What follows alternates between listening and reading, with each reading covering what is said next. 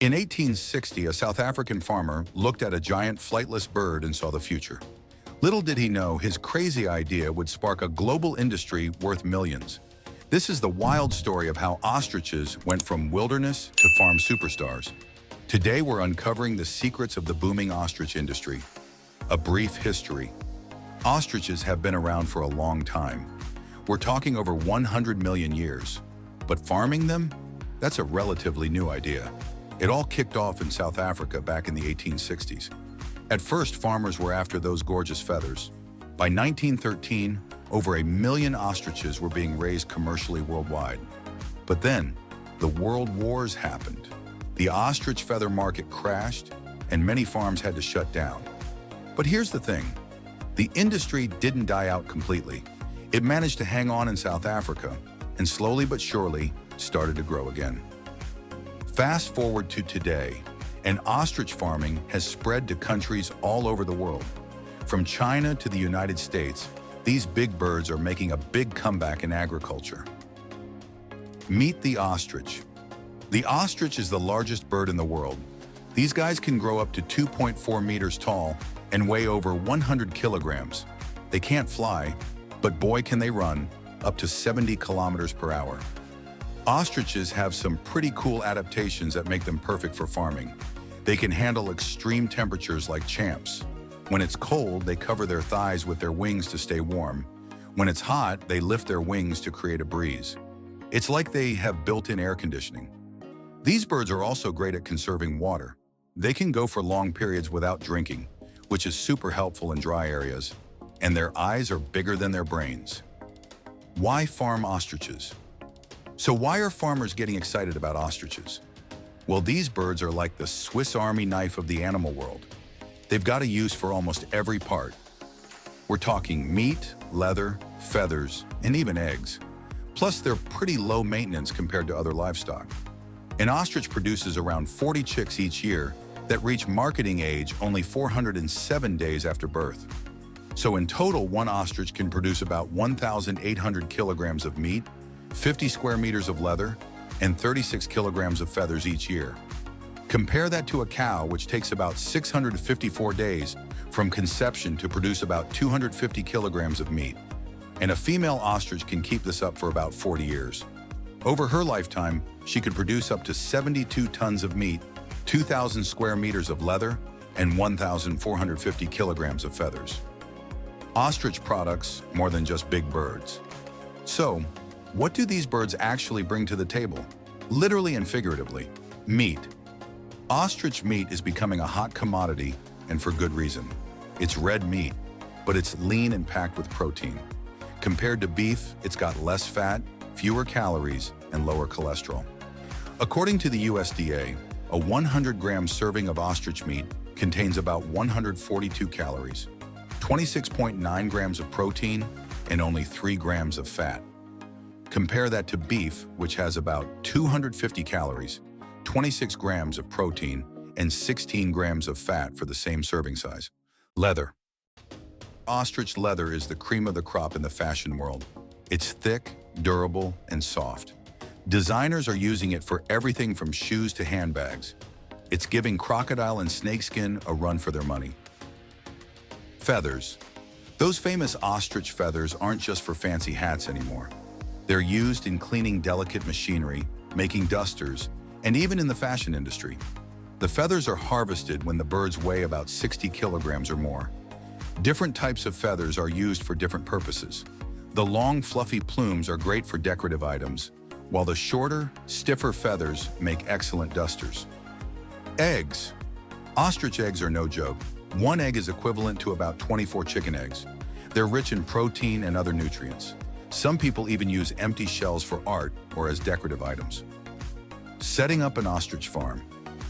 All right, so you're sold on the idea of ostrich farming. What next? Here's what it takes to set up an ostrich farm. Land and housing ostriches need space, but not as much as you might think.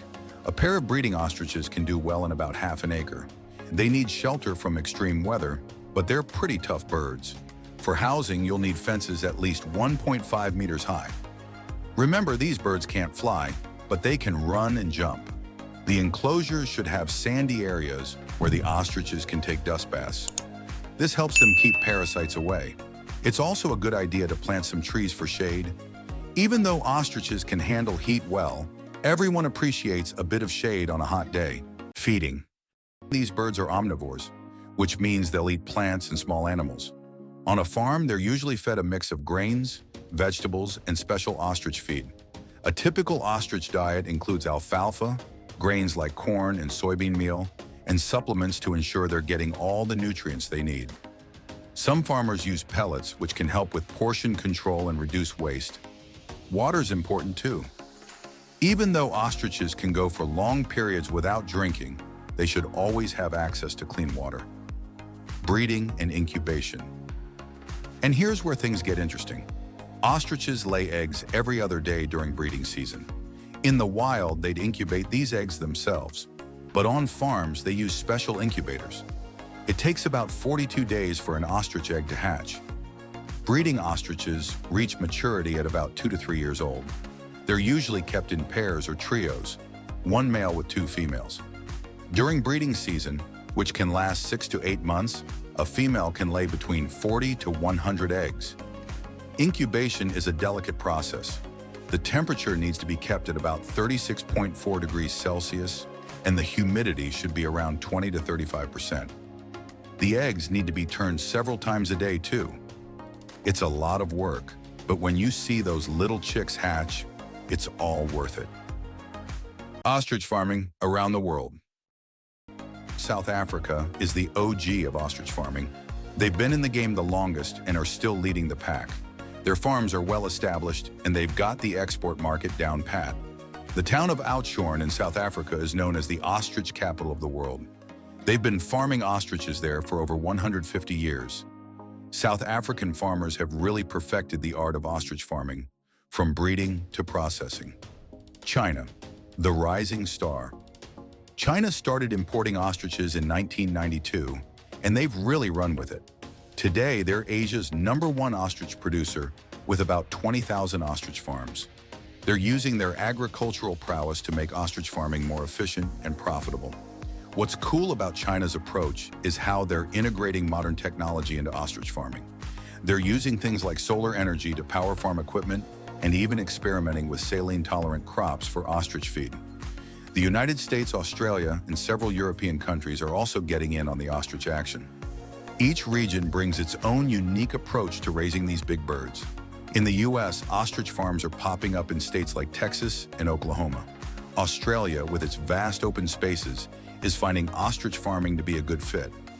In Europe, countries like Spain and Italy are exploring ostrich farming as a way to diversify their agricultural sectors. Challenges in ostrich farming. But it's not very easy to farm and raise ostriches. Like any animal, ostriches can get sick. They're susceptible to diseases that affect other birds, so keeping them healthy is a top priority for farmers. Common health issues include respiratory problems, parasites, and leg disorders. Getting ostrich eggs to hatch can also be tricky. The humidity and temperature have to be just right, and even then, the success rate isn't always as high as farmers would like. On average, hatchability rates for ostrich eggs range from 50 to 70%. Researchers are constantly working on improving incubation techniques to boost these numbers. And the demand for ostrich products can be unpredictable. Farmers need to be ready to adapt to changing market conditions. For example, the popularity of ostrich leather in fashion can vary from year to year. Farmers need to be flexible and maybe even diversify their product offerings to stay profitable. And as with any farming, there are environmental considerations. Ostriches produce methane, a greenhouse gas, though less than cattle. There's also the question of land use and water consumption. However, compared to traditional livestock, ostriches generally have a lower environmental impact. They use less water and feed more efficiently than cattle, for instance. The future of ostrich farming. So what's next for ostrich farming? Experts think it's going to keep growing. As more people look for alternatives to traditional livestock, ostriches are stepping up to the plate.